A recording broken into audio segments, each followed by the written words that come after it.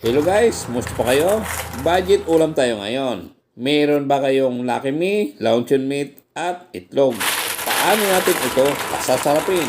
For today's video, magluluto tayo ng homemade Korean ramen. Gusto nyo? Tara! Luto tayo! Ito tatlong itlog na egg yolk. Nabasag ang isa. Mayonnaise. Yung plain ang ginamit natin, siyempre dapat walang halo.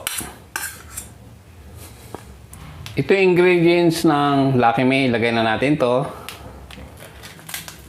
Gupitin lang natin. Saka natin ilalagay.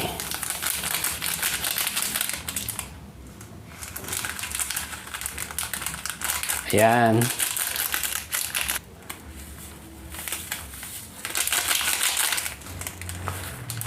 Maglalagay tayo 2 kutsarang oyster sauce. Isa. Yan, 2. Kung gusto nyong may pitik sa dila ng bagya, eto maglalagay tayo chili sauce. Kunti lang. Yan. Haluin na natin ngayon to.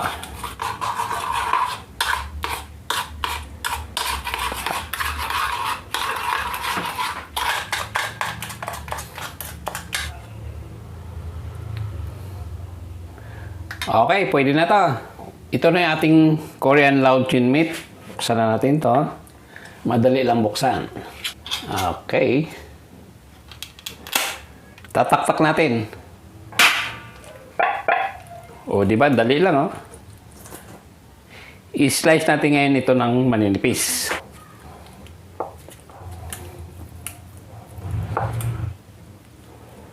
Ngayon, kunin natin to, oh.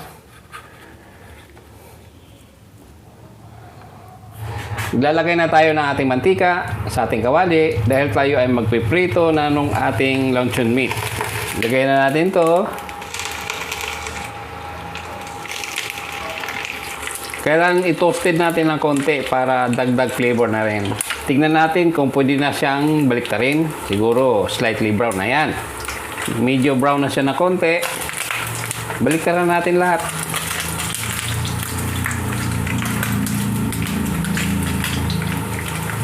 So, di ba? Ang ganda tignan. Madali lang naman tulutuin eh. Kaya lang mas gusto ko yung medyo toasted na konti. Yan, pwede na siguro natin hanguin to. Tignan natin tong isa. Ayan, okay na. Hanguin na natin.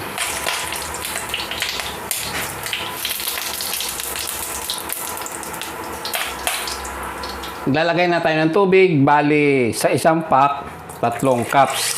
Gagawin natin 4 na cups. Lagay na natin yung ating noodles.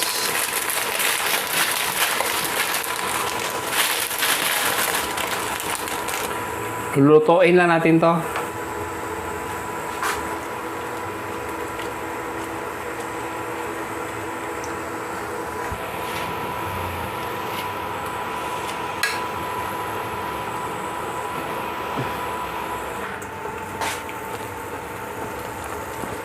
Ikot-ikotin lang natin para madaling maluto.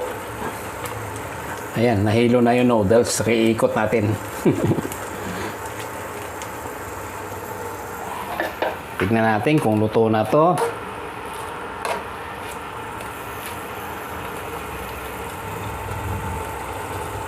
Hanguin na natin to. Luto na yung ating noodles.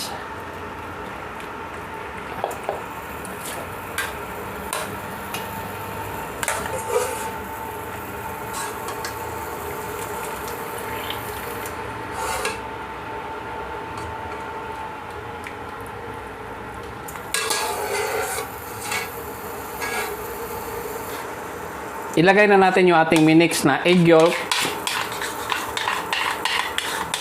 na may mga ingredients at saka mayonnaise.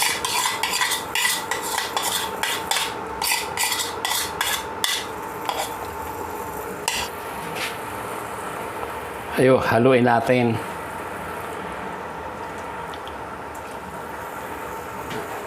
Maglalagay na tayo ng Korean seaweeds. Hayaan lang natin matunaw dyan. Yan, 4 na piraso.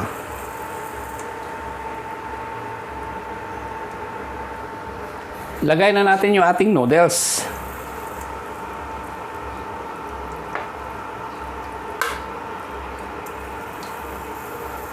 Lagay na natin yung ating slice na cheese. Bali, 4 na piraso. Siyempre, yung ating piniritong luncheon meat.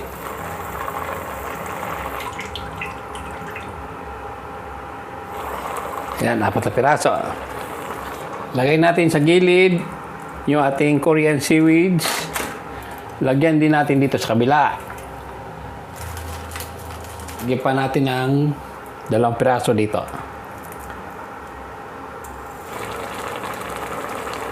O ayan, tapos na yung ating nilutong homemade Korean ramen.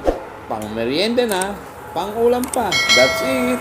Tikman na natin to.